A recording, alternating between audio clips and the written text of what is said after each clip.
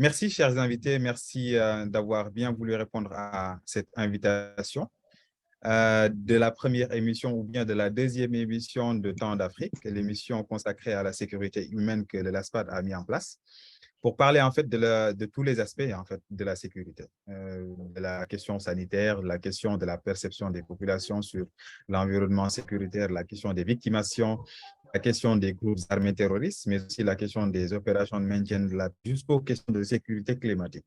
Donc, cette deuxième émission parle en fait de questions d'actualité sur le Niger, où le 26 juillet dernier, on a appris qu'il y avait un coup d'État, que le président Bazoum serait renversé par sa garde présidentielle à la tête de laquelle le général Abdourahmane Tiani.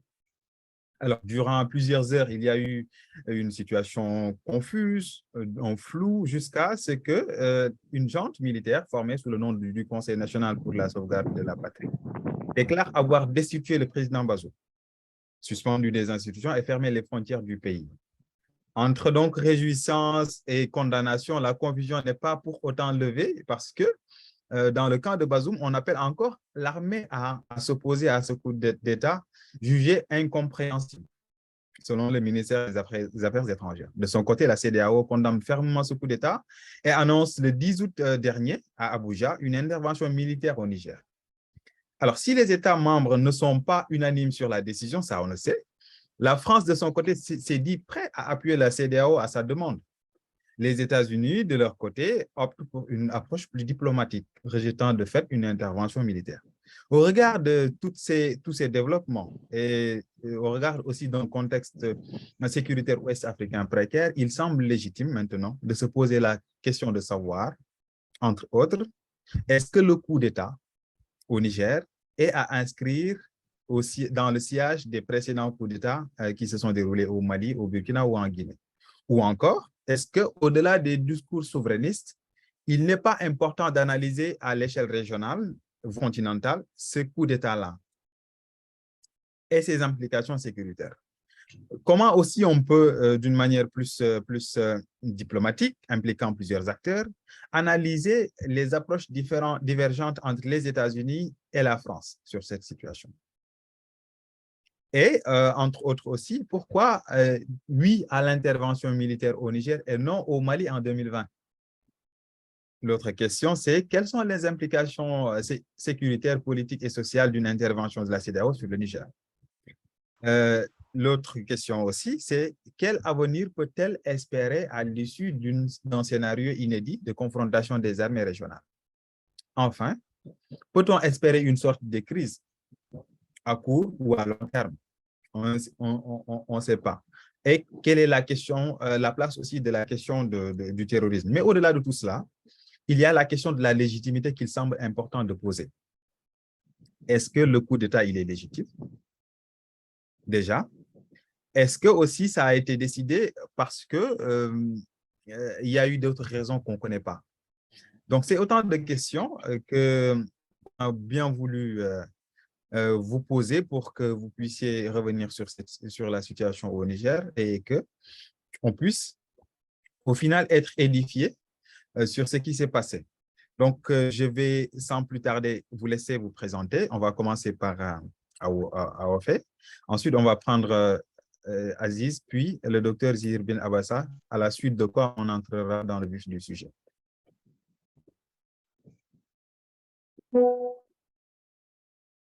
Merci Khalifa. Je m'appelle Ifa Makola, je suis doctorante à l'école d'économie à Londres et j'ai fait ma recherche au Niger sur la présence militaire étrangère au Niger et quelle est leur influence sur la légitimité de l'État. Donc, c'est un peu pertinent cette recherche. J'ai mené de la recherche depuis janvier 2022. J'ai passé plusieurs mois entre Niamey et Londres.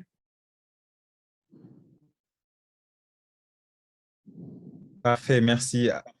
Comment est-ce qu'on prononce? Parce que je prononce à la française votre nom. Je ne sais pas si je prononce bien. Oui, du froid, les Français disent Ouf. Ah, ouais. mais c'est IFA. IFA. Ah, d'accord. IFA, pardon. Il IFA. faut oublier complètement l'écriture de mots. Ouais, IFA, c'est IFA. Alors, Aziz, vous avez la parole, s'il vous plaît. Oui, merci, Monsieur Khalifa Diop. Moi, je suis Garba Abdoulazizou.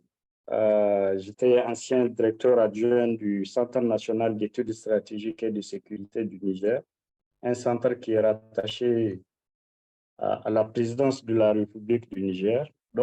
Jusqu'au jour du coup d'État, je suis conseiller spécial du président Bazoum Mohamed. Je suis politique de formation. Et en octobre prochain, je soutiens une thèse sur les effets du terrorisme sur la construction de l'État au Sahel avec pour le Niger. Donc, de manière brève, voici ce que je peux dire sur ma présentation. Merci.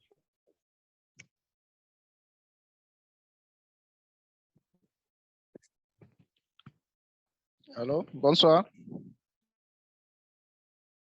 Oui. Oui, donc, je présente Dr Zirbin Abbas Saini. Je suis médecin, écrivain et poète, auteur d'un livre intitulé Visage du sahélo-terrorisme. Donc, visage au pluriel du sahélo-terrorisme. Je suis également coordinateur de l'ONG Actions for Humanity, qui intervient dans la promotion de la paix et la prévention de l'insécurité au Niger. Merci. Merci, docteur. C'était un plaisir de vous avoir rencontré à Niamey avec notamment votre ouvrage qui est hyper intéressant, que je recommande à tous qui sont ici, qui nous renseigne beaucoup sur la question terroriste au Sahel et les implications, notamment nationales et internationales, qu'on va discuter ici. Donc, Garba aussi, Abdelaziz, on a eu l'occasion de visiter le centre de sécurité au Niger. Malheureusement, vous n'étiez pas là-bas, mais c'est l'occasion, en fait, aujourd'hui de discuter de tout cela. Alors, on va commencer rapidement par la première question. Est-ce que, Abdelaziz Garba, ce nouveau coup d'État est à inscrire dans le sillage des coups d'État précédents, notamment au Mali, au Burkina Faso et en Guinée?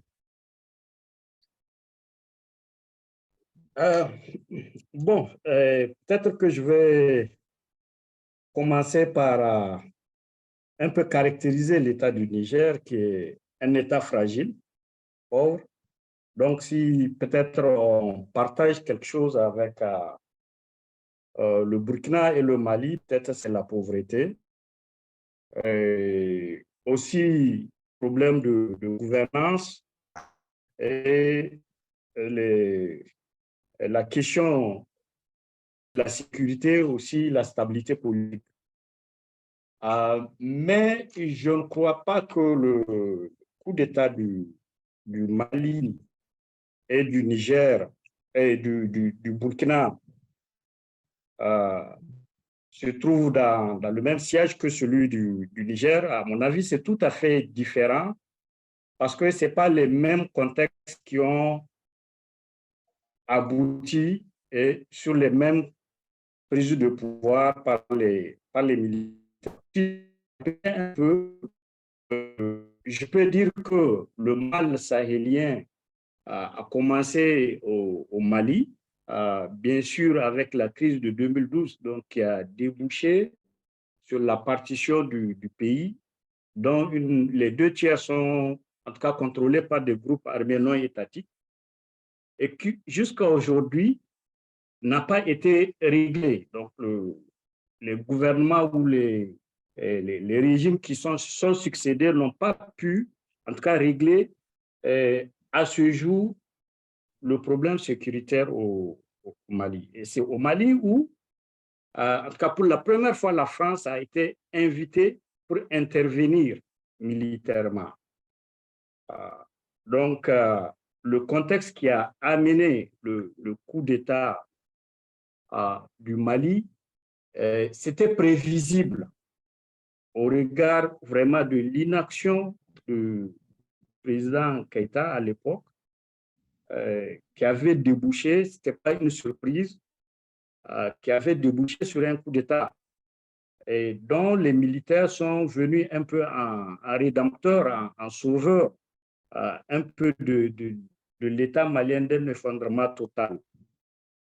Au Burkina, à un moment donné, on a vu aussi il y a un problème de gouvernance où pratiquement c'est la réaction, l'insécurité est de plus en plus grandissante, la gouvernance et le Burkina est aussi en train de perdre une partie de son territoire et c'était un soulagement pour les Burkinabés lorsque les militaires étaient intervenus. Ensuite, bon, il y a eu un deuxième coup d'État qui est venu rectifier le premier coup d'État et on est dans cette situation.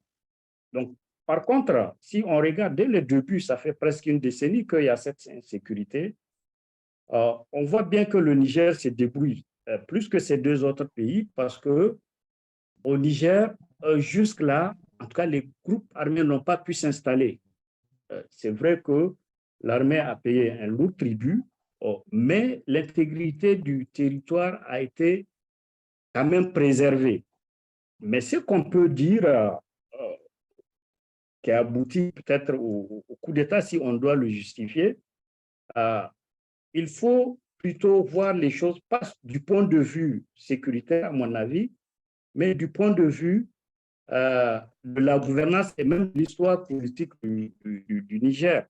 Voir dans quel contexte le PNDS est venu voir et durant ces 10 ans, comment ce pouvoir a été géré et qu'est-ce qui peut vraiment justifier ce coup d'État si on rentre vraiment dans les profondeurs des choses.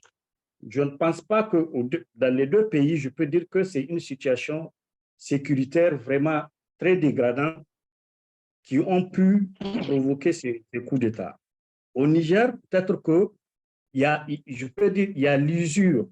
D'abord, il y a l'usure du pouvoir du PNDS. À un moment donné, ça fait 10 ans, Bazoum est venu. Il a 2 ans et demi. Donc, le régime les 10 ans de Mahamadou Issoufou était un peu jalonné aussi de crise. On a vu l'opposition.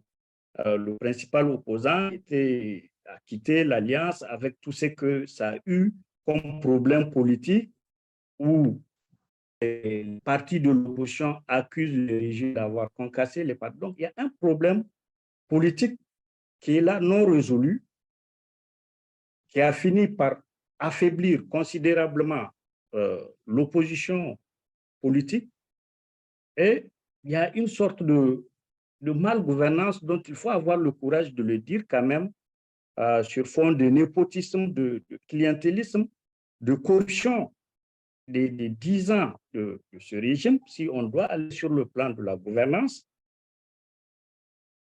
D'un autre côté, il y a le problème sécuritaire quand même qui est plus ou moins bien géré. Et n'oublions pas que très vite, le Niger a été quand même vigilant dès l'effondrement de la Libye, a été proactif sur les questions sécuritaires. Il y a eu une rhétorique sur la question sécuritaire à l'époque du président Issoufou, qui a été entendue par les partenaires, qui a été un peu appuyée et qui a pu gérer jusqu'ici la question sécuritaire. Bien sûr, quelques attaques des terroristes ont fait beaucoup de victimes dans le rang de l'armée et beaucoup de victimes aussi au niveau des civils. Mais malheureusement, au niveau de la gouvernance, il y a un problème. Et je pense que les Nigériens en ont un peu marre de ce régime qui a duré 10 ans où on ne voit plus l'opposition, où c'est devenu vraiment à sens unique. Et les Nigériens ont applaudi cela parce que ils veulent le changement, même si c'est dans la violence, quelle qu'en soit la manière dont ce changement est arrivé. Donc, on ne peut pas imputer ces 10 ans-là à Bazoum qui n'a que 2 ans et demi, mais qui malheureusement n'a pas pu provoquer ce changement. Les Nigériens ont besoin, et c'est compréhensible aussi, quelqu'un qui est un président qui a été élu, qui n'a que 2 ans et demi, ne peut pas d'un coup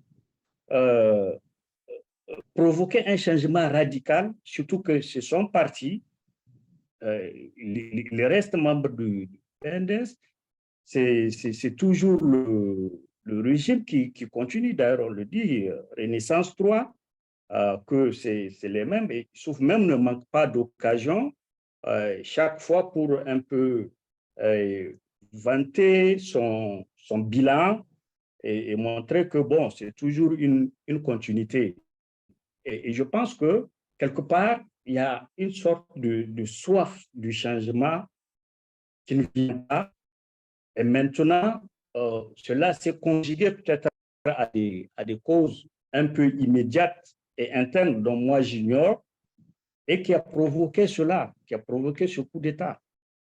Donc, qui est vraiment un coup d'État différent de celui du Burkina et un coup d'État différent de celui du Mali.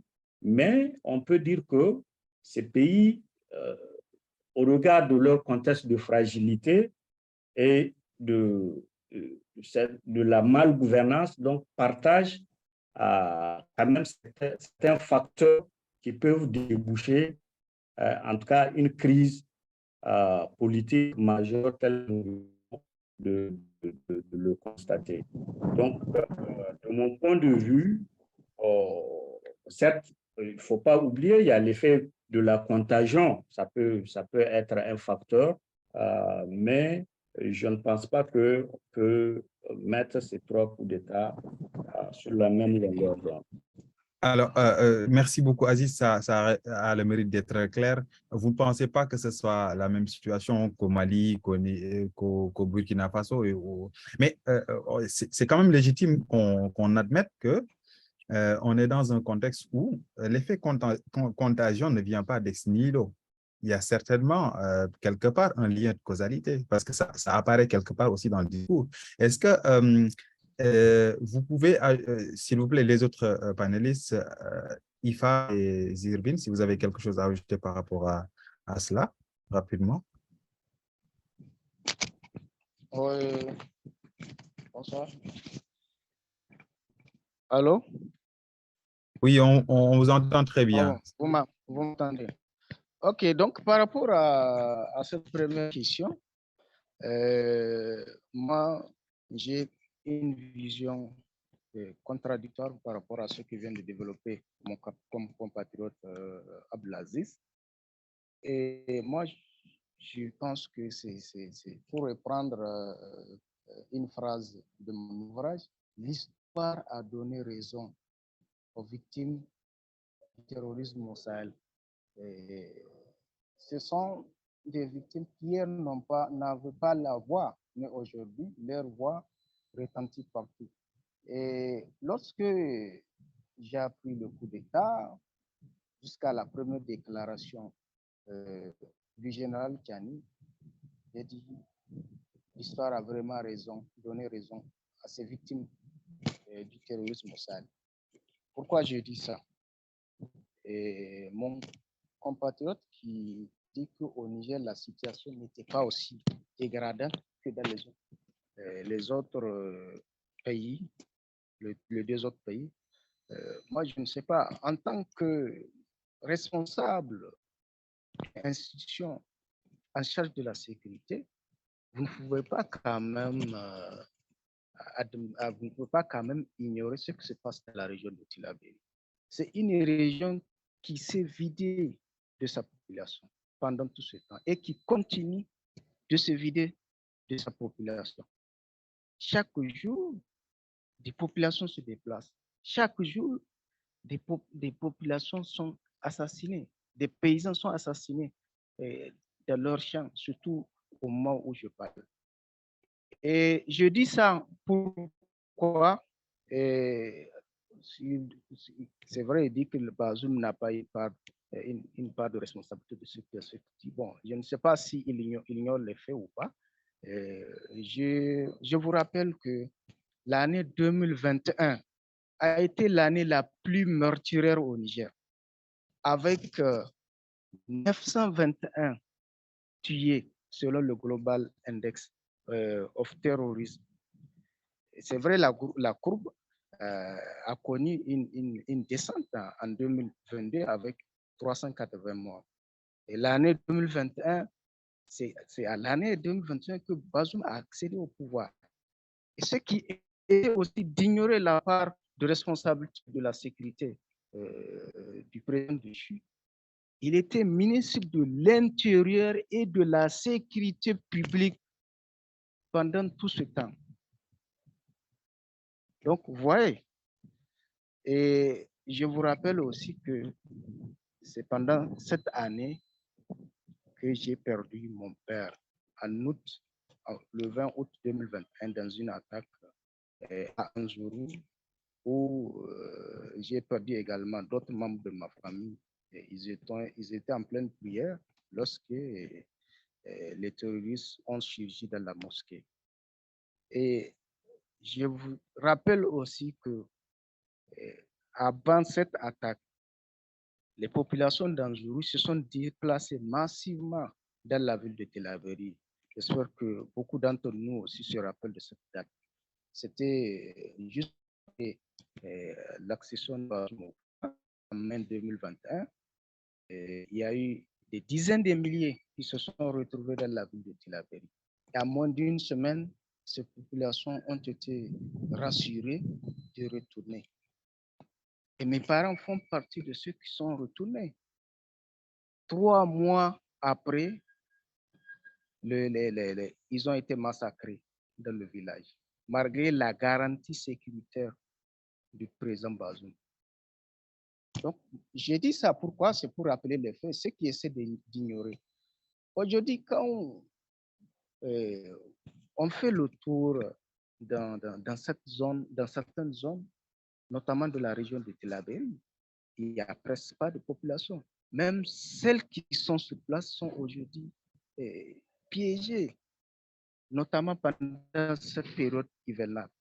On se rappelle récemment à Anjou, où il y a eu 12 personnes qui ont été assassinées dans leur champ.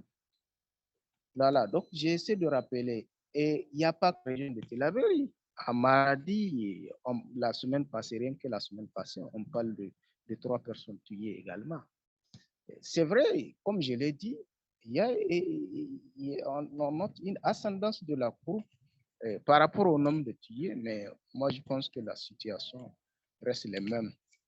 Et d'autant plus que les populations qui se sont déplacées ne sont pas encore retournées. Moi, je donne le cas de la région de Tel Aviv, parce que pour le cas de l'Anjourou, dont je maîtrise bien, après l'attaque d'août 2021, mon village natal s'est déplacé.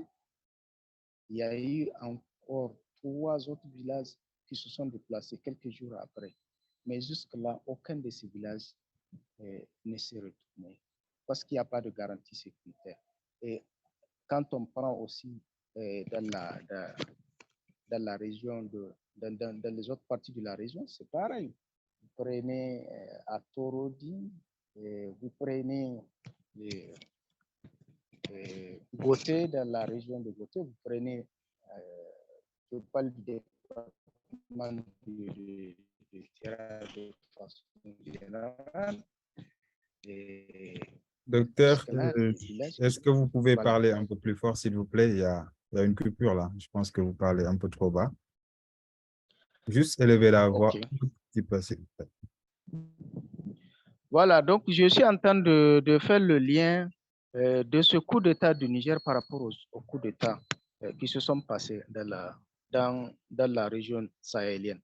Donc, c'est pourquoi je dis que pour moi, ça dépasse même le narratif de coup d'État. Parce que ce qui se passe, soyons honnêtes, il s'agit d'une révolution qu'on peut appeler une révolution populaire et militaire. Parce que partout où il y a eu ce coup d'État, on a vu tout de suite la complicité du peuple et de l'armée. Ou j'allais dire, on a vu tout de suite le soutien du peuple aux différentes armées qui ont pris le pouvoir. Donc, le lien est là. Et quand on parle de malgouvernance, souvent les gens ont du mal à comprendre. Mais dans la même malgouvernance, il y a la malgouvernance sécuritaire. Et au Niger, on a connu ça. On se souvient de l'affaire de MDN Gate, où il y a eu des milliards détournés dans l'effort de guerre. Où est passé ce dossier? Et je vous rappelle qu'à l'accession du président Bazoum, et tout le monde s'attendait à ce que lumière soit faite par rapport à ce dossier. Et on a vu que le dossier a été définitivement classé.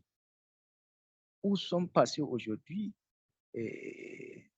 ces acteurs ou ces auteurs qui ont été cités dans cette affaire de MDN Gate, où on parle d'armes non livrées, d'armes fantômes.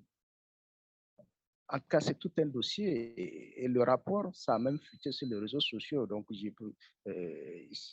c'est pas la peine de rappeler, mais beaucoup d'entre nous sur cette plateforme se rappellent de ce qui s'est passé.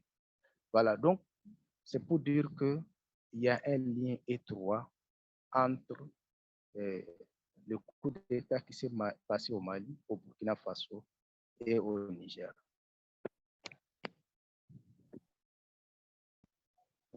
Merci beaucoup, docteur, pour cette intervention qui est directement partie d'une réalité que vous avez vécue, d'un sujet aussi que vous avez étudié. Vous avez parlé de révolution qui allait au-delà du coup d'État. Ifa, est-ce que vous pouvez nous parler un peu plus de cela? Est-ce que vous êtes d'accord avec le docteur? Oui, je veux juste ajouter quelques points sur la discussion de la sécurité au Niger parce que d'après les données de ACLED, c'est vrai que le nombre des gens tués par les groupes djihadistes a beaucoup diminué depuis 2021.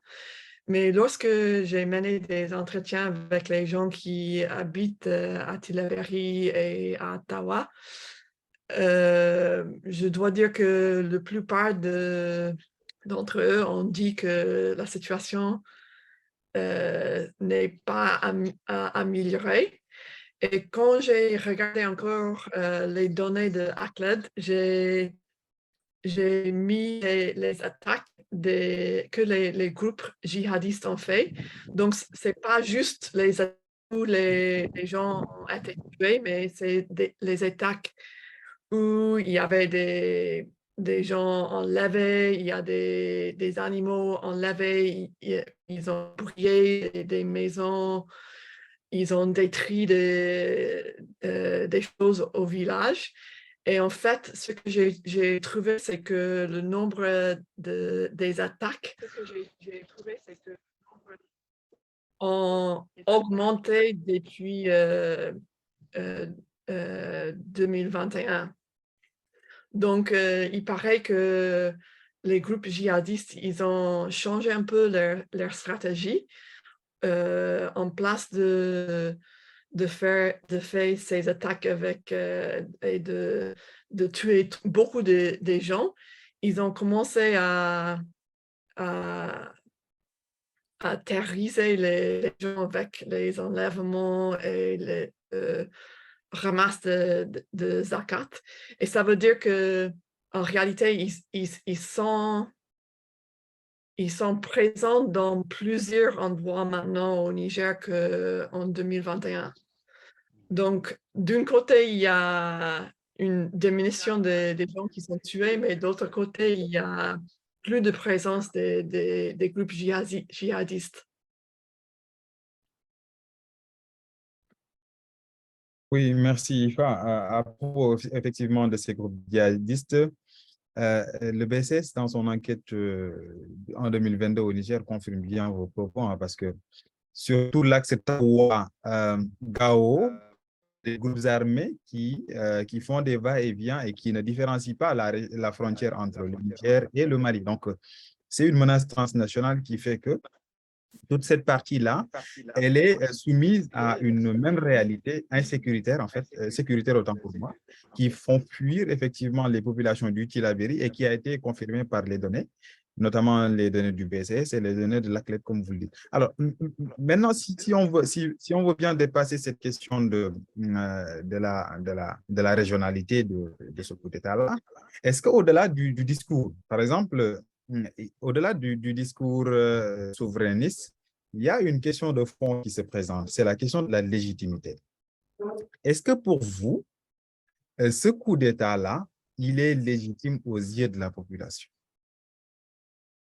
Ifa, allez-y. Merci. Bon, il faut dire que de point de vue juridique, le coup d'État n'est pas légitime, mais de point de vue de la population, de point de vue sociologique, on doit dire que les putschistes jouissent actuellement d'une légitimité. Une partie de cette légitimité est liée au manque de légitimité démocratique que Bazoum avait avant le coup. C'est lié aux élections où il y avait de fraude. Et une autre partie est due, il faut dire, à la menace de l'intervention militaire de la CEDEAO. Et tant que la menace d'intervention subsistera, les putschistes vont bénéficier de soutien de la population, d'après moi. Et on voit maintenant que les putschistes, ils utilisent la menace d'intervention pour réprimer les voix discordantes.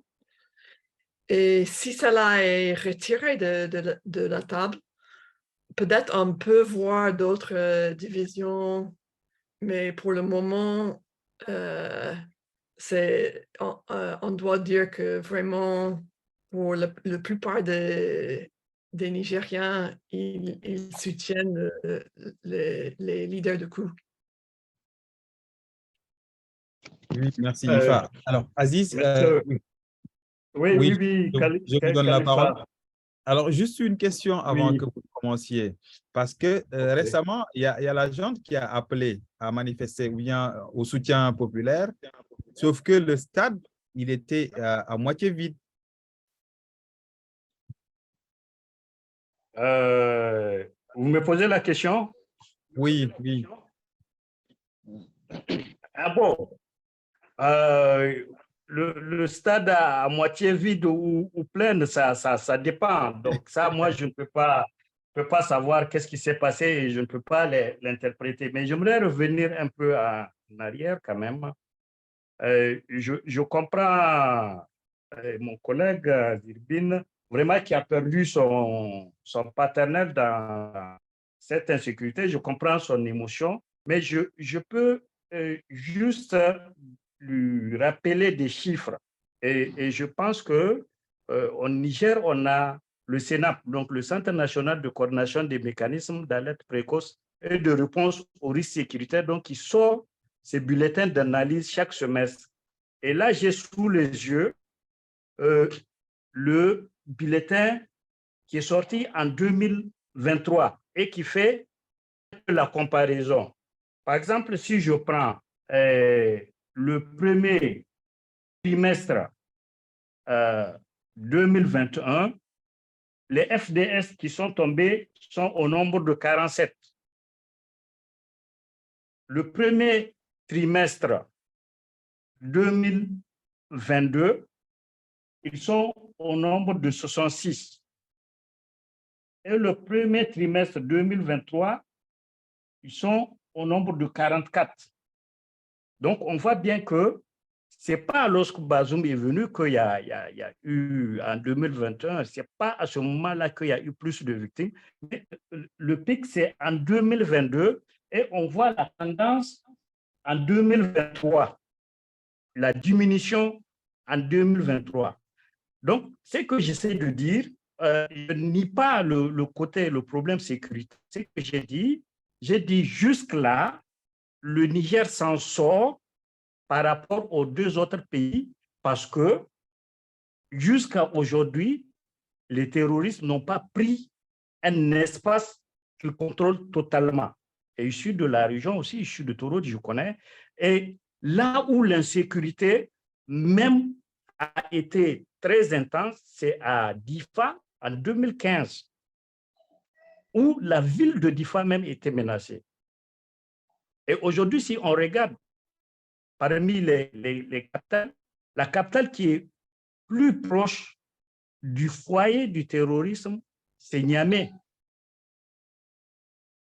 C'est Niamey. Donc, à tout moment, si vraiment il n'y avait pas eu des efforts et aussi le déploiement, le maillage et même l'action militaire intense, je pense que Niamey même sera touché. Et aujourd'hui, on ne peut pas, vous ne pouvez pas ignorer, chers collègues, que quelques membres de la junte étaient aux commandes.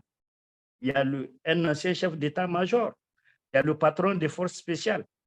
Donc, on ne peut pas leur dire qu'ils n'ont pas fait leur travail. C'est parce qu'ils ont fait leur travail qu'effectivement, la sécurité est en train de s'améliorer. Et j'ai dit, on ne peut pas dire, justifier tout cela par seulement. Ça fait partie. Mais le problème, il y a l'usure du pouvoir parce qu'il y a une malgouvernance que même Bazoum a reconnue dans un de ses discours où il disait les gens qui sont corrompus, qu'il a envoyés en prison, 80% sont partis. Et il l'a reconnu. Et cette malgouvernance, je pense, peut justifier une... Vous m'entendez? Oui, j'entends. Oui, on vous entend, docteur. J'espère que mon compatriote a fini de parler. Il ne faut pas que je lui coupe la parole. Oui, j'ai fini de parler. OK, merci. Donc, on est en train de parler de la légitimité, n'est-ce pas? Oui, vas-y, tout à fait, de la légitimité de ce coup d'État. Oui, c'est ça que je soulignais tantôt. Je dis, pour comprendre aujourd'hui ce qui se passe au Sahel, il faut parler de révolution, ça va au-delà du coup d'État classique que nous avons connu. Donc, il s'agit d'une révolution populaire et militaire. Aujourd'hui, les manifestations qui se passent le prouvent à suffisance. Par rapport au stade là qui est à moitié plein, je vous rappelle que ce jour-là, il y a eu 3 grandes manifestations à Niamey. Et si on fait le cumul des différents manifestants, on peut avoir de quoi remplir le stade. Sauf que peut-être que les organisateurs n'ont pas coordonné les choses. Donc, je suis en train de dire aussi que la légitimité, c'est le peuple qui le donne. Et à partir du moment où les autorités ont le soutien du peuple, je ne sais pas, la légitimité, ça va venir d'où? Parce qu'avant tout, n'oublions pas que ce sont aussi des fils de ce même peuple qui entendent de les soutenir. Et c'est ce même peuple que ces militaires sont en train de diriger aujourd'hui. Donc, par rapport au agissement de certains, surtout certains partenaires, je fais allusion à la France, ça, on comprend. C'est une question d'intérêt qui se cache. Bon, je ne veux pas rentrer dans les détails parce que ça fait partie des questions que nous allons débattre. plus tard. Merci. Merci beaucoup, docteur, pour cette intervention. Je pense que la question de la légitimité, j'ai essayé de taquiner un peu en parlant du stade, mais la réalité est qu'actuellement, les études qui ont été faites avant le coup d'État, notamment les études du BCS sur le Niger, ont révélé que 90% des Nigériens n'ont pas souhaité le débarquement des troupes internationales par crainte d'une dérive potentielle vers une plus grande insécurité. Donc, les Nigériens, en 2022, n'étaient pas d'accord avec la décision du président Bazoum de faire entrer les troupes étrangères qui étaient chassées du Mali, etc., au Niger. Est-ce que c'est à cause de cela que tient, est-ce que c'est sur cela que tient en fait ce coup d'État? Parce que c'est le prétexte qui est quand même avancé par les putschistes. Je vais commencer par IFA cette fois-ci, ou docteur. IFA, vas-y. Bon, je ne pense pas que c'est possible d'identifier seulement en cause de le coup ou bien une source de légitimité. Il y a plusieurs sources de légitimité et pour les putschistes. Mais c'est vrai que je pense que la population, ils ont réagi. Après les élections, ils ont réagi. Il y avait une suppression de cette réaction et la population, ils ont décidé de rester regarder ce que Bazoum va faire. Et à ce moment-là, ce n'était pas clair que Bazoum va accepter des troupes françaises au Niger. C'était seulement en 2022 où ils ont Barkhane a été expulsé du Mali que ça devient clair que Bazoum va accepter les troupes françaises au Niger. Et même si ils ont eu ce débat à l'Assemblée nationale, pour beaucoup des Nigériens, ce débat n'était pas un débat réel, c'était juste le théâtre de la politique, peut-être pour la France plutôt que pour le Niger. Et c'est depuis ce moment que on peut dire que Bazoum a commencé à perdre encore de la légitimité. Et lorsque les leaders du coup ont pris le pouvoir, c'était clair qu'il y a une stratégie de créer un soutien populiste, c'était de dire qu'on va expulser les Français, on va annuler les accords militaires, on va demander à l'ambassadeur l'ambassadeur français qui n'était pas très populaire, il faut dire, au Niger, et on va lui demander de quitter le pays. Donc, c'est vraiment la présence française, c'est un facteur. Et je ne pense pas qu'on peut juste se focaliser sur ce facteur dans nos analyses. Oui, votre avis est clair là-dessus. Ce n'est pas seulement l'installation des maintien de la paix qui a causé ça. Est-ce que vous êtes de cette Abdelaziz? Bon, moi, je renvoie toujours à l'histoire. Je le disais au début, que les Français ont été invités pour la première fois par les Maliens. Et la France a été accueillie en héros. Vous vous souvenez, le drapeau français était par Hollande, a été à Hélo. Le rôle de la France est de rester, et de ne pas amener des résultats. Et au fil du temps, l'échec de Barkhane est tangible. Barkhane n'a pas pu amener la sécurité, n'a pas pu, en tout cas, assurer l'intégrité territoriale du Mali. Et du coup, Barkhane et la France sont devenus impopulaires. Et en héritant de cette impopularité, bien sûr que au Niger, ça cause problème. Parce que déjà,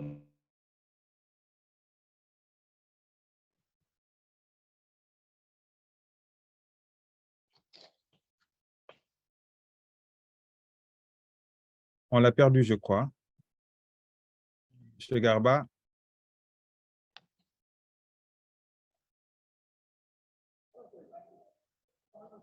Je pense qu'on l'a perdu. Oui, Zerbin, tu peux prendre la parole le temps qu'il revienne, s'il te plaît. Merci. Donc, avant de continuer, je vais revenir encore sur cette question de légitimité. Comme je disais tout à l'heure, le Niger n'est pas à son premier coup d'État. Nous sommes à notre 5e coup d'État. Et je vous donne juste l'exemple du coup d'État précédent de février 2010. On a vu que le même putschiste, les mêmes gens qu'on aujourd'hui qu'on traite d'illégitimes, le putschiste de 2010. Le putschiste de 2010 a été accueilli. Oui, monsieur Garba, on vous avait perdu. Vous pouvez reprendre dès que le docteur Zerbin. Oui, j'ai perdu. J'ai perdu la connexion. Oui. Donc, je disais que c'est tout à fait normal que cet aspect-là ressort, mais comme l'a dit ma collègue, donc ça n'explique pas les causes immédiates et les causes profondes, en tout cas de cette intervention. Comme je l'ai dit, le Niger a hérité d'un problème malien, comme sur le plan sécuritaire et comme aussi la présence de Barkhane dans le Sahel. Et ce n'est pas les seuls, il y a les Américains, il y a plusieurs autres qui sont là. Oui, oui, monsieur Garba. Oui, je peux continuer? Oui, allez-y, docteur. Oui, c'est ça, je disais, on a vu que le putschiste de 2010 a été accueilli au palais de l'Élysée à l'époque par le président Sarkozy. Et on voit aujourd'hui, en 2023, le discours est totalement contradictoire. Donc, c'est pourquoi je disais qu'il y a des enjeux qui se cachent derrière ces discours-là. Voilà. Pour continuer par rapport à la situation actuelle au Niger, moi je dirais pour comprendre ça, je parle d'abord de la hiérarchie militaire. C'est vrai, certains ont eu à occuper des postes, mais est-ce que ils étaient libres de faire ce qu'ils voulaient faire? Donc, pour comprendre ce qui se passe actuellement, moi, je considère ça comme une crise de confiance entre l'armée et le régime. Et souvenez-vous que le président Bazoum, c'est la continuité d'un système. Avec tout ce que M. Abdelaziz a dit, c'est un système de malgouvernance, de corruption, d'injustice et tout ce qui s'ensuit. Et parmi les éléments que je vais ici citer ici de cette crise de confiance de l'armée, je ne parle pas du peuple, envers le régime. Il y a d'abord La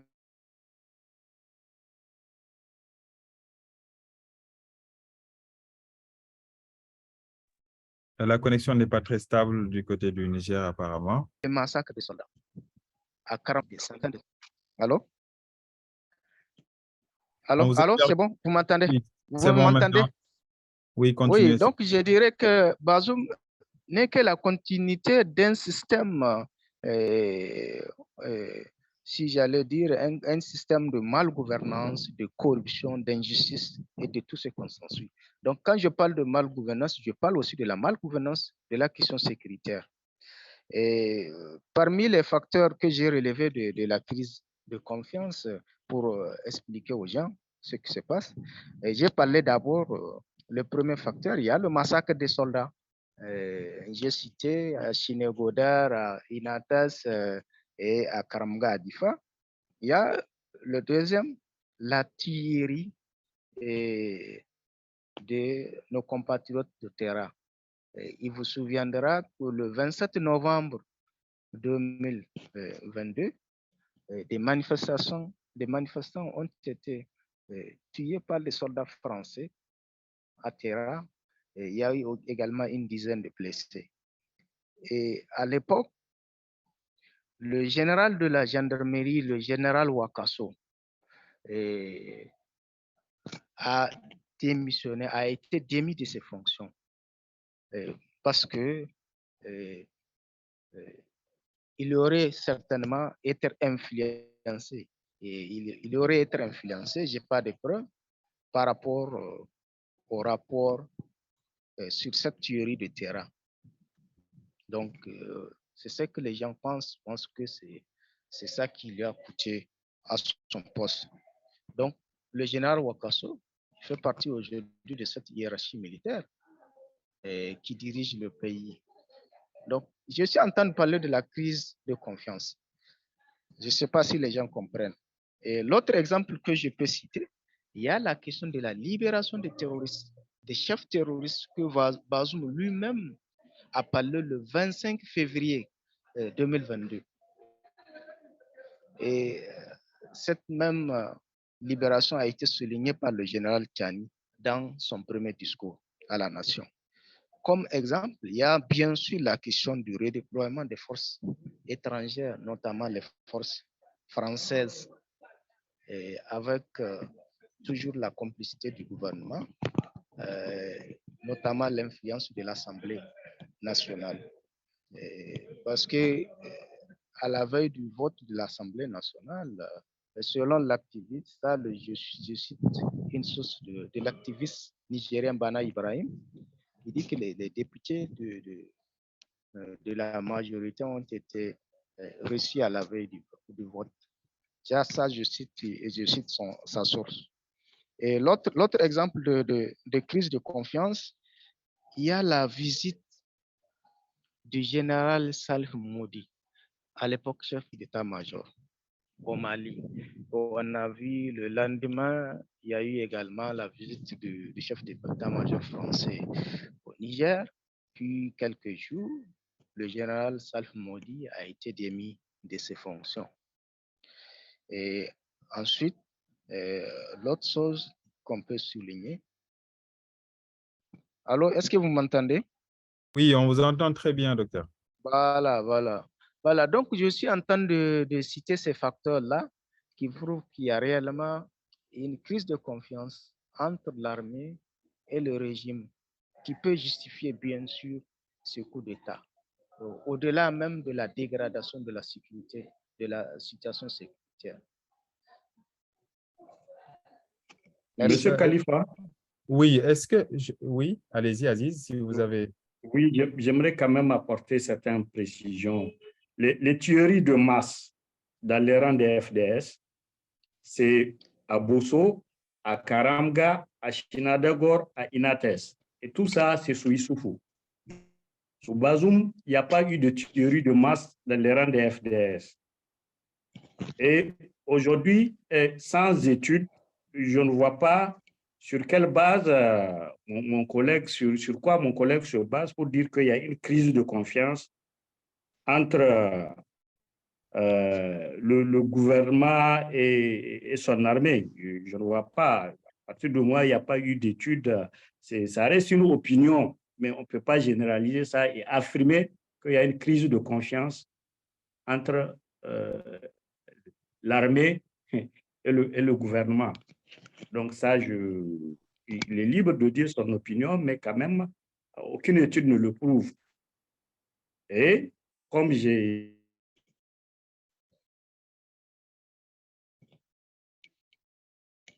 les causes militaires, peut-être lui, oui, mais les causes lointaines de cette intervention, moi, je saurais le dire. Je saurais le dire, mais il y a des facteurs d'instabilité qui sont là. Le pays est très fragile. Il y a un problème de gouvernance qui est très clair. Et tout ça là peut participer à une crise politique comme nous sommes en train de le vivre aujourd'hui. Je pense que c'est vrai, quand on a été victime, il y a beaucoup d'émotions, il y a peut-être de rancœur autres, mais essayons de voir les choses objectivement et de placer les contextes. Si je prends le contexte de Salou Jibo, n'est pas le contexte aujourd'hui. On a vu ce qui a conduit au coup d'État de Salou Jibo, qui est un peu similaire à ce que la Guinée a vécu tout récemment avec Alpha Condé. Comme je l'ai dit, il faut toujours retourner dans l'histoire du Niger qui est jalonnée de coups d'État. Et si on retourne dans l'histoire, là, on va voir que les deux seuls présidents qui ont pu faire 10 ans sans interruption, c'était Tanja et Issoufou. Tanja avait l'avantage de sortir de l'armée. Mais on a vu que son projet, où il s'est octroyé 3 ans supplémentaires comme bonus, a conduit au coup d'État où l'armée est intervenue comme la restauratrice du système démocratique. On n'est pas dans le déni. L'armée ne nie pas le système démocratique. L'armée ne dit pas que le système démocratique n'est pas bien. L'armée intervient toujours pour dire qu'il y a un problème, la démocratie est en danger. Donc, nous, on intervient pour ramener les choses dans l'ordre. Donc, c'est un peu ça. L'armée même n'est pas dans le déni de la démocratie. Donc, c'est cette précision que je voudrais apporter. Merci. Merci, M. Aziz. Merci aussi au Dr Zébine. Il y a beaucoup de choses qu'on peut dire sur cette question de légitimité, sur la motivation en tant que telle des coups d'État, sur les relations entre le pouvoir démocratique qui est en place et les militaires. On peut beaucoup dire. Chacun a son opinion, chacun a ses approches, etc., qu'on accepte tous et qu'on soumet effectivement à l'appréciation de tout un chacun. Maintenant, si on peut sortir du Niger un peu, après le coup d'État, il y a eu beaucoup de développement, beaucoup d'agitation. On va commencer par la question de la diplomatie entre les États-Unis et la France. Juste après le coup d'État, après la sortie de la CEDEAO, la France a déclaré qu'elle soutiendrait une éventuelle action militaire de la CEDEAO à la demande de celle-ci. Peu après, on a constaté que les États-Unis semblaient avoir entrepris un chemin inverse, le chemin de la diplomatie. Alors, comment est-ce qu'on peut analyser, en fait, ces différentes approches entre, d'une part, la France et d'autre part, les États-Unis? IFA? Merci. Bon, avant de analyser pourquoi ils ont des approches divergentes, c'est peut-être utile de regarder pourquoi, quelles sont les raisons pourquoi ils veulent, les deux pays veulent rester au Niger, pour des raisons similaires, mais aussi un peu différentes. Donc, les États-Unis, ils ont investi plus de 100 millions de dollars dans leur base aérienne à Agadez et encore des millions de dollars dans leur base militaire à Niamey. Et depuis leur base à Agadez et au nord de Niger, ils effectuent des vols de surveillance avec des drones au-dessus du nord de Niger et aussi de la Libye. Et depuis leur base à Niamey, ils effectuent également des surveillances, mais plutôt à l'ouest et sud-ouest du Niger. Donc, ça leur donne beaucoup de renseignements, beaucoup d'informations sur la région. La France a également investi dans les bases militaires au Niger, à Niamey et Madama. Et avant le coup, ils étaient en train de construire une base militaire à Ayaru, à Tilbury, pour l'armée nigérienne. Et en 2013, la France a envoyé les forces spéciales pour protéger les sites de Orano, qui gèrent les sites uraniens à Arlit et Muraren. Et d'après ce que j'ai entendu, les forces spéciales sont toujours là. Donc, les deux pays ne veulent pas perdre ces investissements et surtout, ils ne veulent pas donner ces bases à la Russie, à Wagner. Donc, ils craignent ça. Mais de plus, ils ne veulent pas perdre de l'influence sur la guerre contre le terrorisme. Et pour la France, c'est aussi l'embarras d'être expulsé d'un autre pays au Sahel. Macron, il a dit dans son adresse aux ambassadeurs lundi que les forces françaises sont la meilleure armée de l'Europe. Donc, il y a cette fierté et il ne veut pas considérer que leurs efforts au Niger sont pour rien. Mais c'est vrai que les deux stratégies sont complètement différentes. Les États-Unis, il paraît qu'ils ont reconnu qu'une intervention peut être désastreuse pour leurs relations avec le Niger. Et ils soutiennent maintenant la médiation, peut-être aussi après l'expérience d'Afghanistan et Irak. Ils comprennent que les interventions, ils sont très compliquées. C'est beaucoup mieux de investir dans la médiation que d'aller dans la guerre d'abord. La France, ils ont eu des très bonnes relations avec Bazoum et ils sont très clairs qu'ils ne reconnaissent pas la junte comme un régime légitime et qu'ils soutiennent l'intervention CEDEAO. Et cette stratégie, malheureusement, ça confirme pour plusieurs Nigériens que les Français ne sont pas au Niger pour protéger la population et pour créer la sécurité, mais pour des autres raisons. Et leur stratégie, c'est en train d'endommager leur image au Niger et aussi en Afrique de l'Ouest.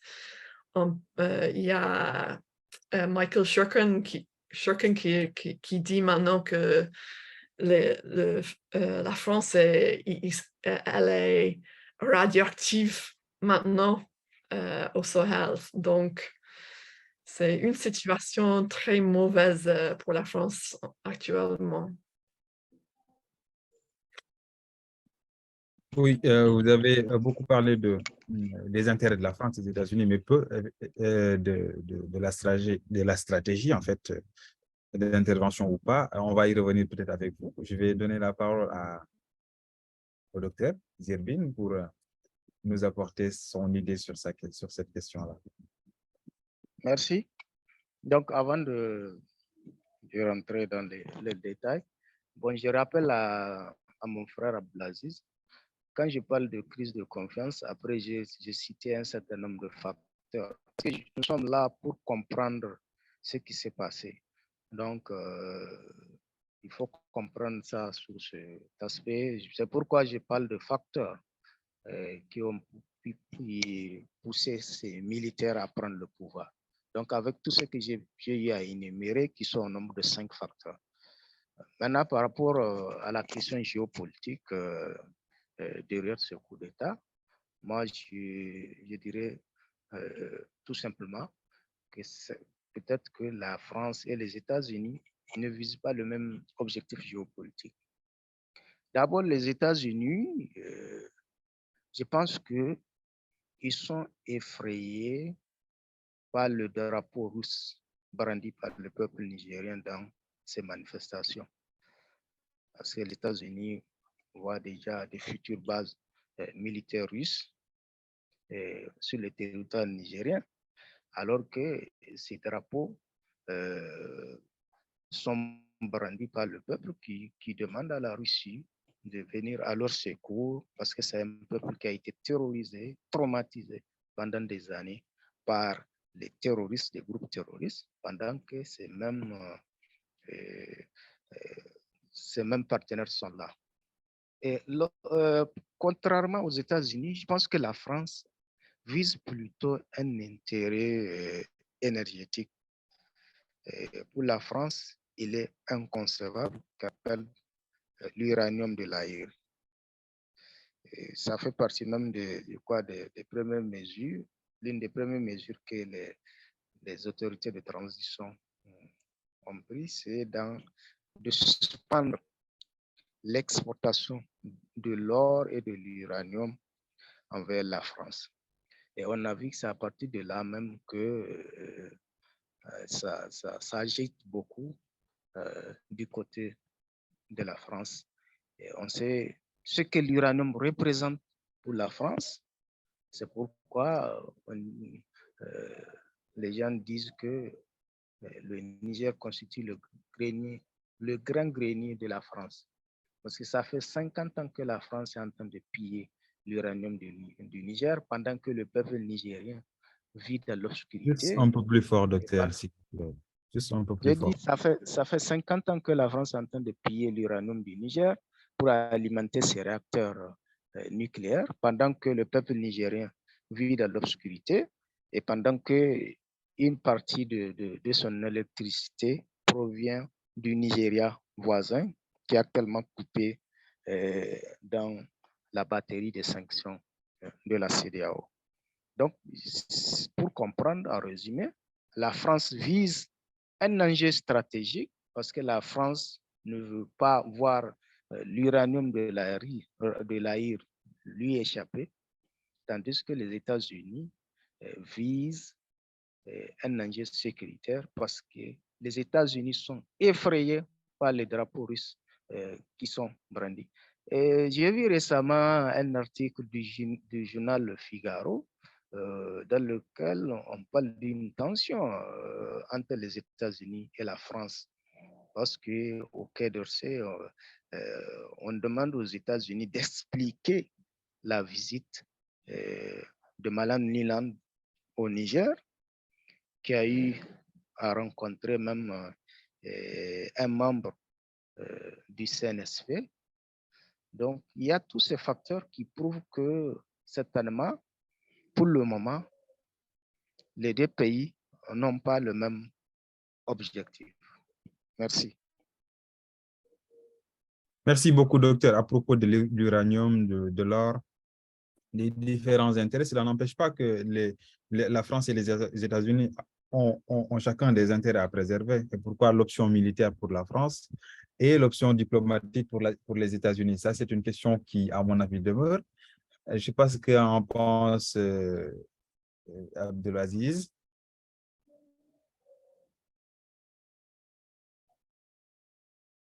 Monsieur Garba, est-ce que vous êtes avec nous?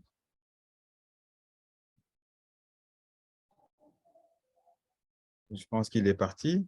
Alors, le temps qu'il revienne, et juste pour rebondir sur une question intéressante, deux autant pour moi, c'est à propos de la perception des populations nigériennes sur les groupes, sur la gestion ou bien la gouvernance sécuritaire internationale. Alors, il faut savoir que l'appréciation, elle est négative, sauf pour les militaires, en fait, du Niger. Pour le G5 Sahel, il y a 53% des Nigériens qui ne sont pas favorables. Pour l'ONU, c'est 51% aussi. Pour l'Union africaine, c'est la même chose, 54%. Je parle des enquêtes du BCS, en fait, qui révèlent que la population nigérienne est totalement défavorable aux interventions ou bien à la gouvernance sécuritaire internationale. Et je pense que M. Garba, vous êtes en train de parler? Alors, sur la question de la Russie aussi, les enquêtes ont révélé que la plupart des Nigériens avaient plus confiance en la Russie qu'en tout autre acteur international sur la sécurité. Je vois que ça peut répondre un peu à la question de savoir pourquoi soudain les drapeaux nigériens et les drapeaux russes sont brandis pour soutenir en fait la junte au pouvoir. J'ai l'impression que... Non, c'est ma voix qui... Allô? Allô? Oui, oui, M. Garba, allez-y. Oui, en fait, j'étais là, hein, ça l'a un peu rétréci, quoi. Ah. Et je n'arrive pas à déconnecter le truc. Donc, par rapport à la question géopolitique, ce que je voudrais rappeler d'abord, c'est le rôle que le Niger a joué le rôle important que le Niger a joué dans la crise sécuritaire au Sahel. Aux premières heures, d'abord, vous vous souvenez, dans le cadre de la MISMA, déjà le Niger a envoyé presque 800 hommes au Mali. Et le Niger a participé à la MINUSMA avec presque le même effectif de soldats. Deuxième élément qui fait que le Niger est crédible sur la scène internationale, le Niger a été quand même au Conseil de sécurité 2020-2021 en tant que membre non permanent du Conseil de sécurité. Donc, à ce titre, le Niger a participé à la prise de décision au niveau mondial. Troisième élément, si vous voyez les 5 membres permanents du Conseil de sécurité, 3 sont au Niger. Donc, à savoir les États-Unis, la France et la Chine. Donc, ces 3 pays ont bien sûr un intérêt stratégique à des degrés différents. Donc, voilà pourquoi aujourd'hui le Niger est un enjeu et pourquoi si le Niger tombe, il y a de l'incertitude qui est là pour ces 3, même si bon, la Chine ne s'est pas présentée, c'est sa doctrine, la Chine ne se prononce pas sur des questions politiques internes, mais lorsqu'il y a une incertitude, donc ces puissances-là qui ont des intérêts stratégiques au Niger, c'est tout à fait normal qu'ils essayent de voir est-ce que ces intérêts-là ne seront pas remis en cause. Donc maintenant, si on voit, lorsqu'on vous avez parlé de divergence de point de vue ou de position entre les États-Unis et la France, moi, je ne dirais pas qu'il y a une divergence ou une différence de position, puisque les deux s'alignent sur la CEDEAO, sur les décisions de la CEDEAO. Au nom du principe de la subsidiarité, les États-Unis et la France s'alignent sur les décisions de la CEDEAO, avec un peu plus de nuance de la part des États-Unis qui dit l'intervention militaire est l'ultime recours et que c'est toujours possible de régler les choses par la voie diplomatique. Et je pense qu'aujourd'hui, la CEDEAO même est dans cette logique de régler les choses par le dialogue, par la voie diplomatique, parce qu'une intervention, bien sûr, même, n'arrange personne, n'arrange pas les Nigériens, n'arrange pas la CEDEAO. On aura l'occasion de discuter largement de ça. Mais à côté, ce qu'il faut se demander, c'est quoi l'intérêt du Niger dans ça? Sur quoi les Nigériens doivent se retrouver pour dire au nom de cet intérêt, on doit aller dans le même chemin, on doit regarder la même direction. Peut-être qu'après, il y aurait l'occasion de revenir là-dessus, mais je ne pense pas qu'il y a une divergence de point de vue parce que les États-Unis et la France sont alignés sur les décisions de la CEDEAO avec une nuance où la France dit si la CEDEAO, à la demande de la CEDEAO, on va appuyer une intervention militaire, où les États-Unis disent l'intervention militaire est l'ultime recours. Mais les deux pays s'allient sur les décisions de la CEDEAO. Merci. Oui, merci. Ça nous fait une très belle transition parce qu'en Libye, on se rappelle, ils étaient ensemble, les États-Unis et la France, pour attaquer le gouvernement du colonel Mohamed Kadhafi.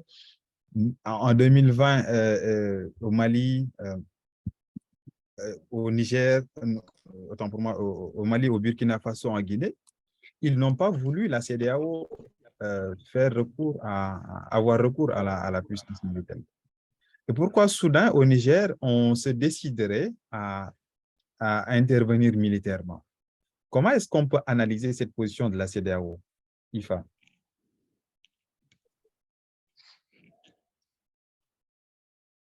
Bon, ça, c'est une grande question. D'abord, on a Tinubu qui vient d'être élu au Nigeria, qui soutiennent trop les régimes démocratiques et qui est complètement contre les régimes militaires. C'est possible que lui et des autres leaders à l'Afrique de l'Ouest craignent d'avoir des coups chez eux et il veut essayer d'arrêter avec ces coups. Mais il y a aussi de certaines relations entre le régime de Issoufou et Bazoum et des personnalités au Nigeria par rapport à la négociation de répartition de les contrats de l'huile à Agadem, à l'est Niger. Et c'est possible que Tinubu a voulu essayer de garder Issoufou et Bazoum au pouvoir parce que maintenant, avec les nouveaux leaders, ces accords sont cassés. Bon, avec l'ultimatum que la CEDEAO a donné, la France très vite a dit qu'ils vont appuyer cette intervention militaire. Donc, c'est possible qu'il y avait des discussions entre la CEDEAO et la France avant qu'ils ont donné l'ultimatum et que la France a été claire, a clarifié leur position. Mais c'est pas clair que Tinubu a été sous la pression de la France, comme beaucoup des gens disent. Il y a d'autres raisons d'autres facteurs qui poussent Tinubu à essayer de arrêter le coup et de rétablir le régime de base. Ça va?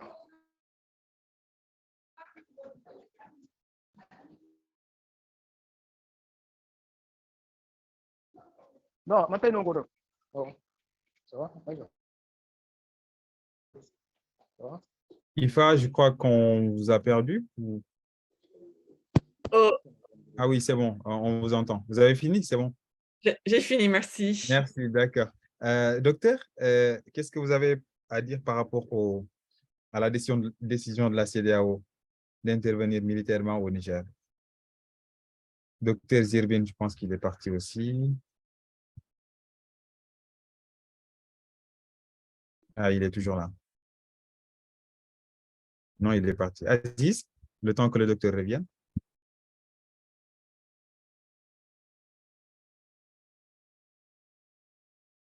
Monsieur Garba, est-ce que vous êtes avec nous? Allô? Oui, oui, je suis là. Ah. Je suis là. Je pense que peut-être vous avez dû lire ce qu'on a écrit avec ma collègue Ifa sur les implications d'une intervention militaire qui est très, très, très dangereux et dont on ne sait pas, en tout cas, les conséquences, on ne peut pas les évaluer, mais on peut déjà projeter les risques d'une déstabilisation totale du pays et de l'ensemble de la sous-région. Donc, une intervention militaire au Niger comporte énormément de risques dont on ne sait pas sur quoi ça peut déboucher. Je pense que les uns et les autres sont lucides et que c'est toujours le dialogue, en tout cas, qui sera privilégié et cette voie diplomatique peut-être peut déboucher sur une solution acceptable pour tous.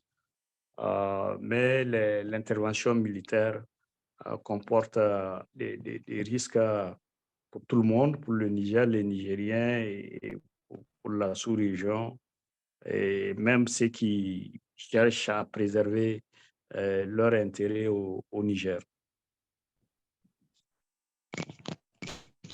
Oui, effectivement, ça, c'est une évidence. Il y a le syndrome de la Libye qui revient. Il y a beaucoup de choses, notamment la question terroriste. Une région, bref, instable, donc une intervention militaire pourrait être de trop et pourrait avoir des conséquences qui seraient à long terme très, très difficiles à gérer.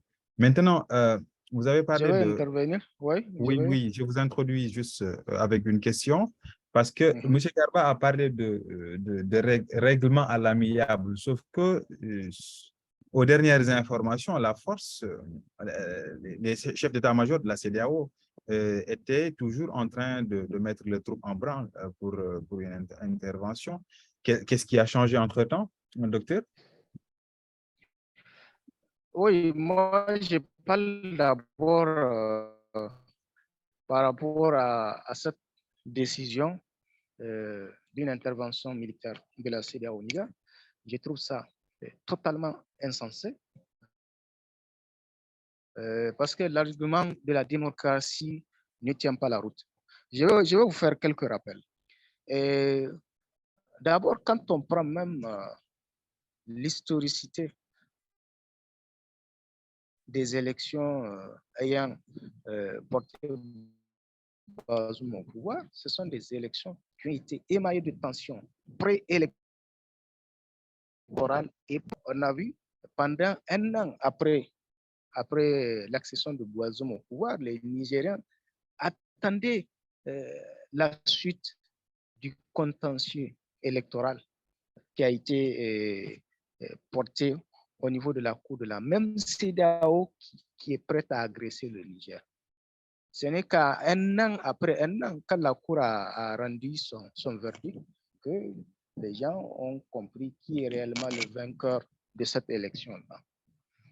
Et avant même, parce que j'ai dit que Bazoum, c'est la continuité d'un système. Et je vous rappelle que depuis 2018, jusqu'à la chute de Bazoum, il n'y a pas eu une manifestation autorisée à Niamey. Depuis 2018, je parle de 2018. Et récemment, j'ai participé à un forum international sur le rétrécissement de l'espace civique au Sahel, organisé par Tournons la page du Niger. Et dans ce forum-là, Tournons la page a parlé d'un de ses rapports qui parle de 51 manifestations, de 51 demandes de manifestations rejetées à Niamey depuis 2018. Et je vous rappelle aussi qu'en décembre, le 17 décembre 2021, l'émissaire spécial des Nations Unies, M. Clément Voulet, lors d'un passage à Niamey, a bien précisé dans son rapport que le Niger ou la République n'est pas une démocratie. Et je pense que ce rapport est accessible. Chacun peut le consulter. Il a mis en garde tout ce que je suis en train de souligner. Je parle de M. Clément Voulet. Bien après, on a vu en mai,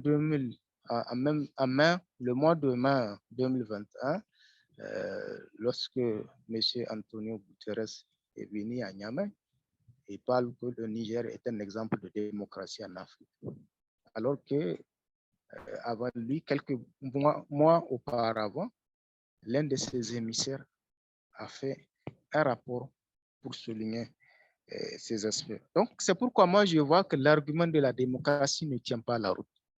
Et aujourd'hui, même Ouattara, qui brandit ses menaces de 850 à 1000 combien de troupes pour venir faire la guerre au Niger, ou bien qui va jusqu'à l'Élysée pour parler de cette intervention militaire, où il dit qu'il a déjà demandé, il donnait des consignes à son chef d'état-major de préparer un bataillon. Donc, tous ces arguments démocratiques ne tiennent pas la route parce que Ouattara, aujourd'hui, un exemple de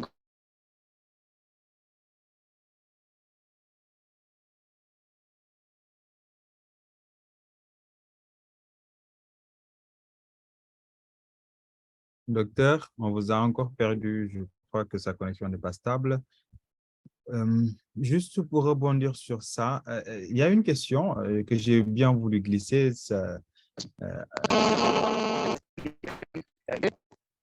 Oui, qui docteur. n'a même pas commencé à... Oui, j'ai dit le président nigérien qui vient d'arriver, qui n'a même pas commencé à gouverner, est-ce qu'il peut porter ce chapeau? Voilà, il y a tellement de choses qu'on se demande. Le président Macky Sall aujourd'hui, est-ce qu'il peut donner des leçons de démocratie, lui qui est en train de massacrer son peuple, qui est en train de séquestrer son opposant?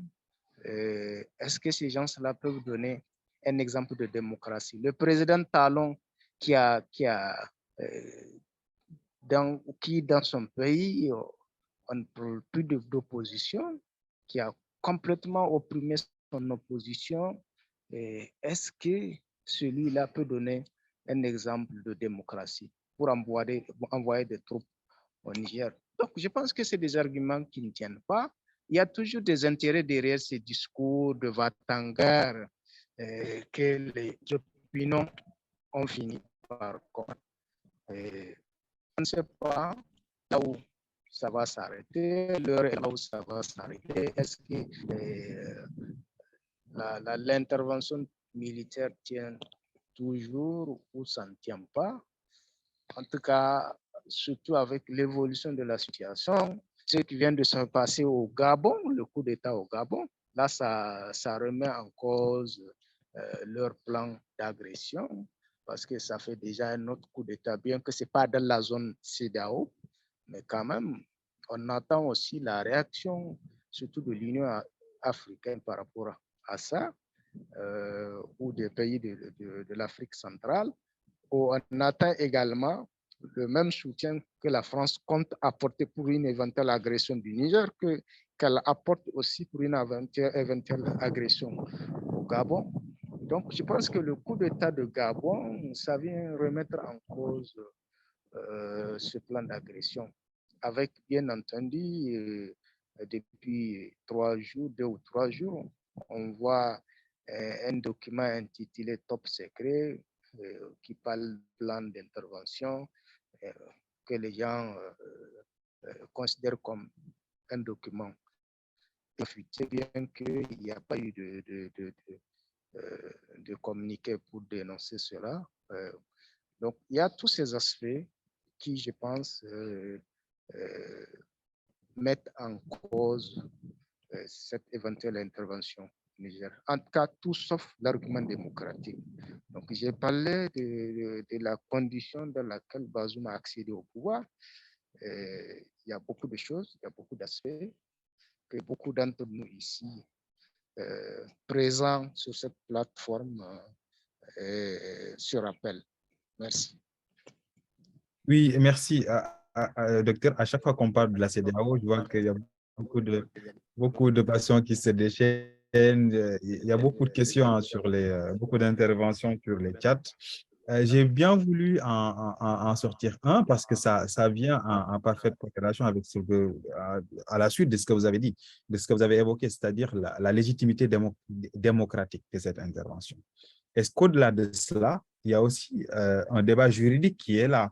Est-ce que la CEDEAO a le droit d'intervenir militairement sans l'accord du Conseil de sécurité de l'ONU? Donc, il y a beaucoup de choses qui se disent. Est-ce que IFA, vous pouvez nous revenir un peu sur ça pour terminer sur cette question-là? On va voir si... IFA, est-ce que vous m'entendez? Oui, Zerbin, vous voulez parler de ça? Ou Zirbin, oui. Ou Aziz, ça dépend. Bon, moi, je ne suis pas spécialiste du droit international. Hein. Je ne sais pas vraiment si la CEDEAO a ce droit ou pas. Ce qui est sûr, je sais que ce n'est pas bon. Oui, tout à fait. IFA, peut-être que vous avez quelque chose à ajouter? Donc, d'après ce que j'ai lu, selon les textes pour le CEDEAO, il n'y a pas... il y a seulement certains cas où ils peuvent mettre les sanctions et ce n'est pas les sanctions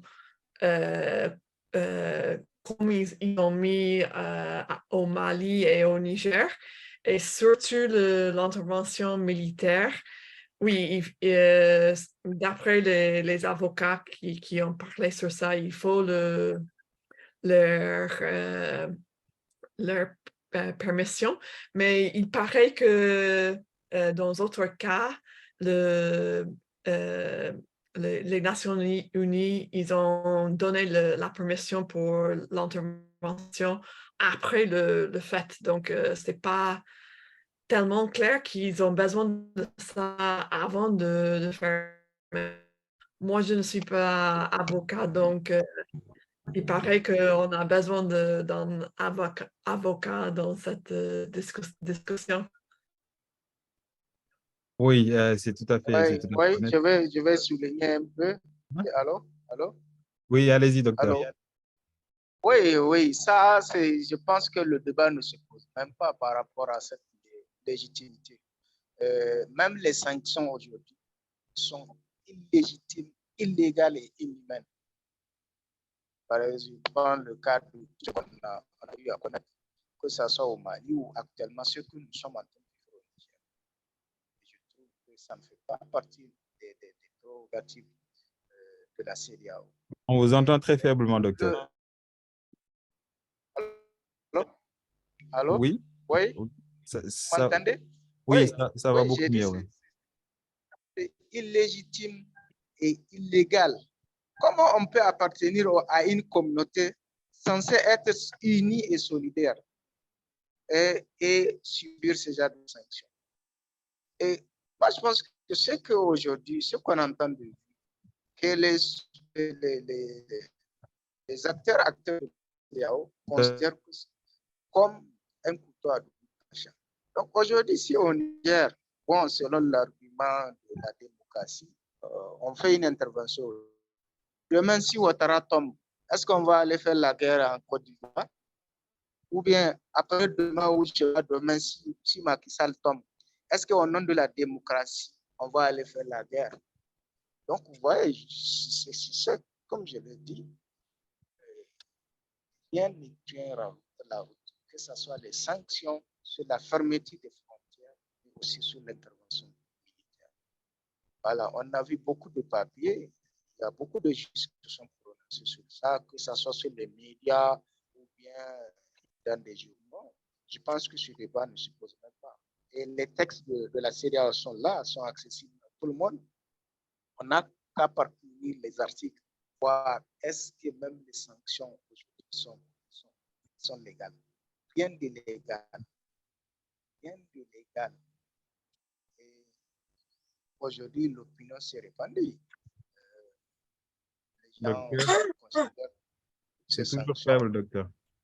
comme étant dictées ailleurs. Voilà. Merci. Oui, votre position est très tranchée. C'est contrairement à ce que affirme le secrétaire à la sécurité de la CEDEAO qui dit qu'effectivement, ils peuvent intervenir sans l'intervention de la CEDEAO avec les arguments qu'il a avancés. Bref, c'est une question qui reste ouverte et qui reste aussi très intéressante à explorer.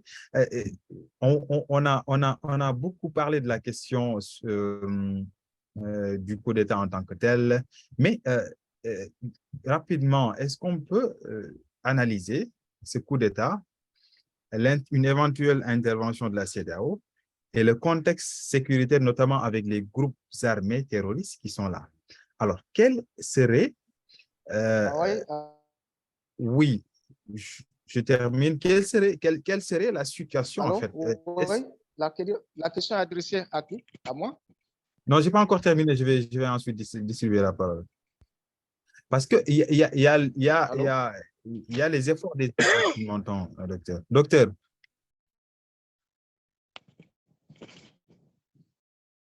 Je vous donne la parole après, d'accord.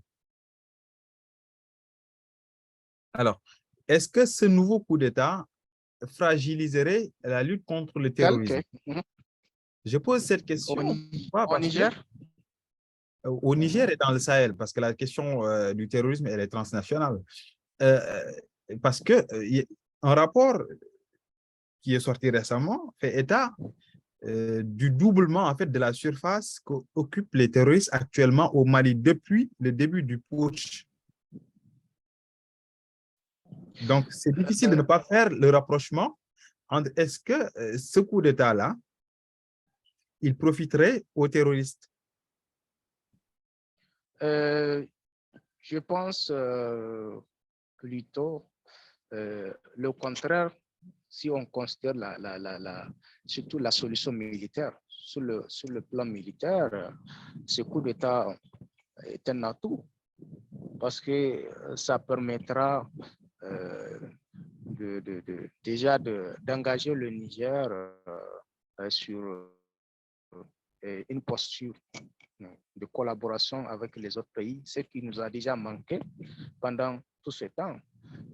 Parce que la zone de 3 frontières, c'est une zone assez vaste.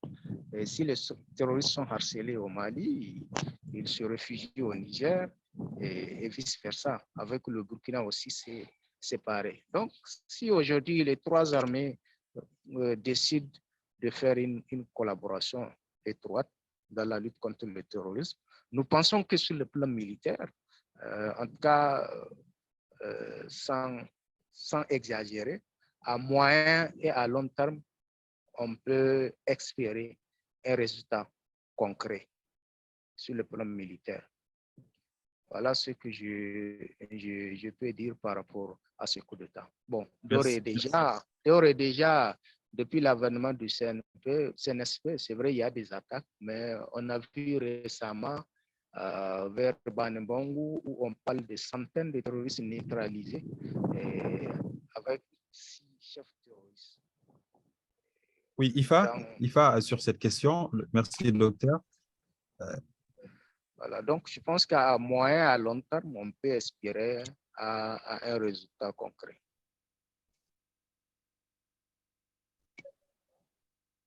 Bon, je peux continuer à Oui, répondre à Zerbin.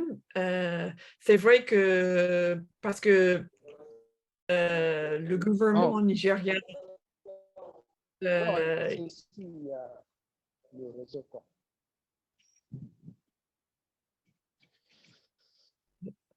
Zerbin, est-ce que vous parlez? Je vais désactiver son son. Vas-y. Allez-y, IFA. donc, c'est vrai que le succès de le gouvernement nigérien dans l'est du pays à Difa, c'est dû d'une partie aux collaborations entre l'armée nigérienne et l'armée nigériane et l'armée tchadienne. Et avec cette collaboration, il n'y avait pas des opportunités pour... il y a moins d'opportunités, on peut dire, pour les djihadistes d'aller juste aux frontières pour échapper les forces de sécurité. Donc, ça, c'était un facteur très important dans la lutte contre le terrorisme à Difa. Et la question, c'est que est-ce que le même stratégie, c'est possible dans les trois, dans la région de l'Iptako-Gourma, donc entre Niger, Mali et Burkina Faso. Actuellement, l'armée malienne n'est pas dans cette zone à l'est de Ansongo et de Manica. C'est contrôlé par JNIM et l'État islamique. Donc, pour collaborer avec l'armée malienne, il faut que l'armée vienne et prendre un peu plus de contrôle de ces endroits, de ces régions, pour aider l'armée nigériane à collaborer et à pousser les djihadistes dans les endroits plus petits. Oui, je pense que les défis sont énormes et il y a une possibilité, mais ça va prendre de temps, en fait. D'accord. IFA, docteur, non, Aziz, M. Garba, s'il vous plaît. Oui, bon, moi je suis dans le réalisme. Vous voyez, le budget du Niger financé à plus de 50% par l'aide extérieure qui vient de s'arrêter. Avec cette batterie de sanctions de la CEDEAO, c'est difficile. C'est difficile et je ne sais pas si on peut tenir dans ces conditions assez longtemps. Ça se remarque déjà. Et la guerre coûte cher. La guerre, c'est des moyens. Il faut financer. Si les choses restent telles, je pense bien que ça peut profiter aux terroristes parce que, tout simplement, les moyens vont manquer. L'argent va manquer. Les soldats, il faut les payer. il faut faire la maintenance, il faut faire beaucoup de choses, il faut faire les salaires. C'est beaucoup d'argent. Énormément d'argent, énormément de moyens. On va les inventer, sachant qu'on est lié à une communauté économique, on est lié à une union monétaire, et avec toutes ces sanctions, où est-ce qu'on va trouver les moyens, où est-ce qu'on va chercher les moyens pour financer la guerre? Par le passé même, on a vu le budget de la défense.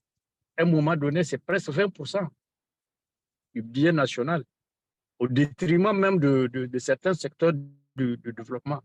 Peut-on continuer à mettre 20% ou 15% encore d'un budget dont 50% ne vont pas venir? Moi, c'est des questions. Peut-être qu'il y a des recettes miracles, je ne sais pas, mais je reste réaliste et je pense qu'il faut très vite aller à une solution pour que les choses puissent évoluer dans le bon sens, mais ça ne sert à rien de s'imaginer et de s'inventer un film dans la tête. La guerre, c'est les moyens.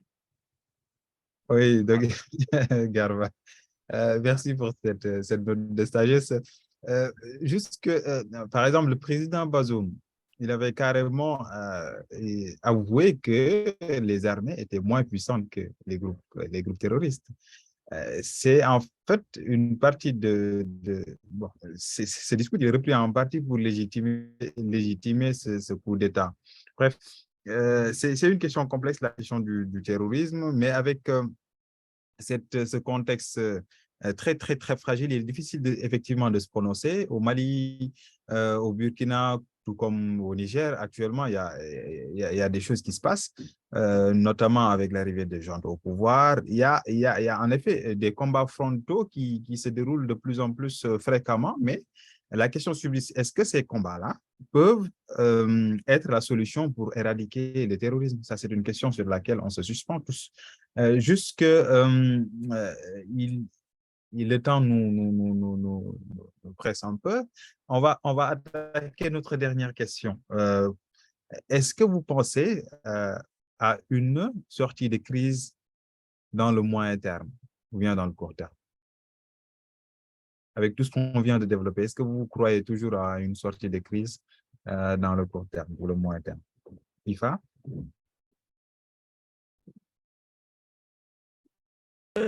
Donc, il y a plusieurs crises qui se déroulent au Niger actuellement. Et pour sortir de la crise, on peut dire, politique, il y a le CNSP, ils ont donné un délai de 3 ans. C'est assez plus long que les transitions auparavant de 2010. Mais c'est vrai qu'il y a beaucoup de choses à négocier. Il y a une nouvelle constitution, il y a le conseil de consultation qui est en train d'être mise en œuvre par le Premier ministre. Ça va prendre du temps, mais comme Garba a souligné la crise sécuritaire, si on prend 3 ans avant qu'on aura des élections, il serait très difficile pour les États-Unis et l'Allemagne et l'Italie de continuer à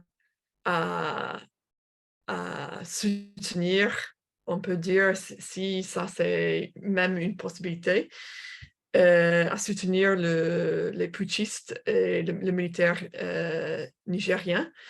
Et ça va, donc je pense qu'il y aura une pression sur le CNSP d'aller plus vite pour éviter la vraie crise sécuritaire qu'on voit au Mali et au Burkina Faso. Merci, Ifa, pour ces éléments de réponse. Docteur Zirbin, est-ce qu'on peut espérer une sortie de crise sur le court terme?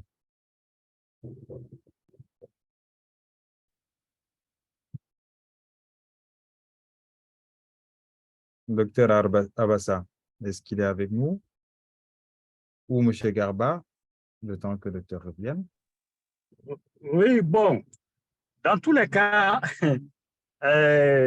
Monsieur Diop, le Niger là ne va pas disparaître, hein. Ce qui est sûr, on va trouver une solution, une bonne ou une mauvaise solution, mais on va parvenir à une solution qui sera acceptable. Et c'est là où j'ai parlé. Quel est l'intérêt du Niger et des Nigériens? Autour de quoi les Nigériens tous peuvent s'unir pour dire nous acceptons cela et nous allons présenter ça à la communauté internationale comme notre solution interne, endogène, nigéro-nigérienne. Donc, je suis optimiste là-dessus qu'on va trouver la solution qui sera acceptable et sur laquelle on peut continuer pour vraiment revenir à une situation normale qui peut en tout cas faire lever toutes ces sanctions et tous ces problèmes-là que nous rencontrons et que cette crise sera durable. Je suis optimiste là-dessus et je pense que au niveau des partenaires, au niveau de la CEDEAO, donc au niveau même interne, les gens s'activent en tout cas pour trouver la solution parce qu'il y a de notre intérêt à nous tous Nigériens, c'est notre pays, on n'a que ce pays-là seulement. Et je pense qu'on va tout faire pour trouver la solution qui conviendrait à tout le monde. Oui, on l'espère tous en tout cas, M. Garba. Merci beaucoup. Zirbin, docteur, est-ce que vous êtes là? Toujours là?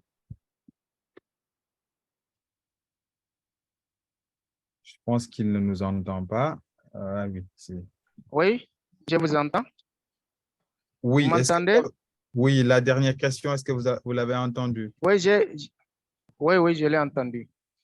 Donc, je disais que il est possible de trouver une solution de crise et une solution de sortie de crise. D'autant plus que ce n'est pas la même crise que le Niger a connue. Le Niger a connu d'autres crises politiques qui ont pu être gérées par la suite. Bon, je pense que si le peuple tient, je pense qu'on espère en tout cas à moyen terme ou à long terme de sortir cette crise. Mais j'ai vu un plan de l'Algérie qui parle de 6 mois de transition. Je pense que le problème actuel du Niger ne peut pas être résolu en 6 mois. Ça, c'est impossible. Et quand on prend la priorité des priorités aujourd'hui, c'est la sécurité. On ne peut pas sécuriser ce pays-là en 6 mois. C'est vrai, certains vont dire que et les autorités qui viendront après les 6 mois, est-ce que c'est sûr que cette même dynamique va continuer? C'est pourquoi même les 3 ans que le CNSP a proposé, il y a des citoyens qui réclament d'aller au-delà de ces 3 ans-là. Dans les manifestations, on voit, il y en a qui réclament 7 ans, 10 ans. Voilà, parce que pour le moment, c'est la priorité. La sécurité, c'est la priorité des priorités. Et la sécurité n'a pas de prix. Et je pense que le peuple nigérien s'en sortira victorieux dans cette situation. C'est vrai, l'autre a parlé de l'effort de guerre. Si les autres qui nous ont dévancés, je parle du Mali, du Burkina, ont pu trouver des mécanismes pour gérer leur crise, je pense que les Nigériens aussi vont trouver, avec ou sans l'aide extérieure. C'est vrai, l'effort de guerre, acheter des armes, aujourd'hui, il suffit d'avoir des partenaires crédibles, ce qui nous a manqué pendant tout ce temps. Et si on a des partenaires crédibles, je pense que pour la question des armes, on peut avoir de quoi se défendre. Ce n'est pas pour rien que le peuple nigérien brandit le drapeau russe. C'est pas pour rien parce que ce peuple-là regarde aussi ce qui se passe au Mali. Parce que pour vaincre le terrorisme, il faut s'armer lourdement. C'est pourquoi tout à l'heure, j'ai dit que sur le plan militaire, avec ce coup d'État, on espère avoir un résultat concret. Il faut d'abord s'armer. Et c'est ce qui nous a toujours manqué. Et il faut voir ce qu'on a pris. À Inatas, c'était tout un bataillon qu'on a pris. Alors que si on est suffisamment armé, on ne serait pas dans cette situation. Je parle surtout du vecteur aérien. C'est le vecteur aérien surtout qui nous manque. Comment des dizaines de motos vont venir défier tout un bataillon ou des centaines de motos? Si on a le vecteur aérien, on est capable de les pulvériser en quelques minutes. Et on a vécu ça à Inatas. Malheureusement, le premier renfort qui est parti, c'était des troupes terrestres. Si on avait le vecteur aérien, ou si nos partenaires là, aujourd'hui, avec qui on a des tensions, je parle de la France, si les partenaires là nous soutenaient réellement, je pense qu'il y a beaucoup de choses qui ne devraient pas se passer. Je parle de Inatas. J'ai écouté un jour le journaliste Moussa Aksar qui disait que normalement, c'est dans le plan à Inatas, en cas d'attaque, l'API aérien normalement devrait être là à 40 minutes, mais ce n'est que 2 heures de temps après que le premier renfort est parti. Et là aussi, le renfort qui est parti, c'est, comme je l'ai dit, c'est les troupes terrestres. Donc, avec des bons partenaires, je pense que le Niger peut s'en sortir aussi comme les autres. Et Oui, n'oubliez pas aussi, mon frère qui parle de 50% du budget qui vient ailleurs là, n'oubliez pas que le Niger est un pays riche. Nous avons le pétrole, nous avons de l'uranium, nous avons l'or. Si ces ressources-là sont bien gérées, je pense qu'on n'a pas besoin de 50% des budgets là qui viendront ailleurs. Le Niger peut s'autofinancer, le Niger peut autofinancer sa guerre comme tous les autres pays du Sahel. Je Et pense que ça, c'est Inch'Allah, un nous plaidoyer. sortirons victorieux.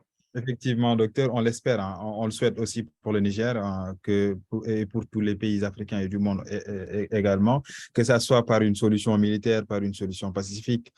On espère en tout cas que la paix revienne au Sahel. Donc, je rappelle que vous êtes docteur Abassa, médecin et écrivain. Vous avez écrit Visage du Sahel et le terrorisme, un livre très intéressant que je recommande aussi. Merci d'avoir été présent avec nous ici. IFA aussi, qui est chercheur à Overseas Development Institute, qui est chercheur sur le Niger. On vous remercie aussi d'avoir bien voulu être présent avec nous ici. Monsieur Abdelaziz Garba, qui est ancien directeur adjoint du Centre national de sécurité du Niger. C'était vraiment un plaisir de vous avoir accueilli. Merci pour vos interventions très pertinentes. Un coucou à Béatrice Messa, qui n'a pas pu être avec nous à cause des contraintes climatiques. On lui souhaite en tout cas un bon retour. Et je rappelle que cette émission, elle est diffusée, elle est tenue par le LASPAD tous les derniers mercredis de chaque mois sur la question de la sécurité humaine. Sponsorisé aussi ou bien dans le cadre de son programme Baromètre citoyen de la sécurité qui étudie les perceptions sécuritaires des populations au Sahel en partenariat avec la Fondation Friedrich Ebert. On est allé au Mali, au Niger. L'année prochaine, Inch'Allah, ce sera au Burkina Faso. Donc, on vous invite aussi à lire les productions de ce baromètre, les conclusions qui sont extrêmement intéressantes parce que la situation au Niger était, selon nos enquêtes, était prévisible grâce aussi à la perception des citoyens qui n'avaient pas bien accueilli l'accueil, en tout cas, de l'installation des groupes Barkhane, etc. au Niger. Voilà, tout ça, c'est des détails que vous pourrez retrouver dans les documents qu'on a publiés sur citizensecurity.org. Encore une fois, je vous remercie tous d'avoir été présents avec nous, souhaitant aussi avoir d'autres occasions pour parler d'autres choses, ou du Niger en tout cas. Merci à vous et à la prochaine.